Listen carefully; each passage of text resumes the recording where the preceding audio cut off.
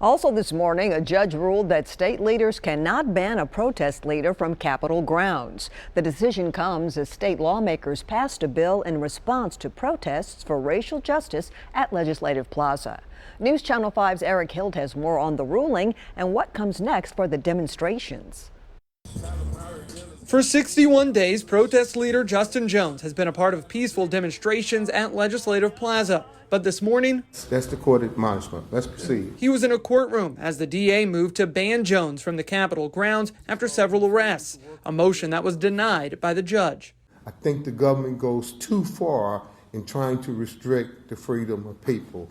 As a direct result, this motion is hereby denied. I think this is bigger than just me. You know, what this was, it sets a precedent that when the governor gives an order to tell someone that they cannot be free people in the state, that the courts are our first line of defense to challenge that. But Jones said the request was just the latest attack on Nashville's ongoing protests for racial justice. This is not separate from what happened last night. Proper motion, properly seconded. Last night, on the last day of a special session, lawmakers passed a bill making it a felony to camp on state grounds. It's a move Republican leaders say was in response to demonstrations at Legislative Plaza.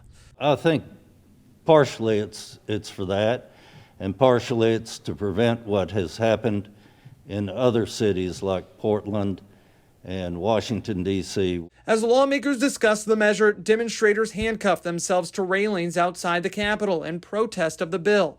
Hours later, state troopers used bolt cutters to cut the cuffs, arresting 14 people. But this morning, Jones said despite the arrests and the bill, he expects the protests to continue. So we will continue to shine light on them, to be there, to be this type of moral spotlight on what's happening in Tennessee for the rest of the nation to see.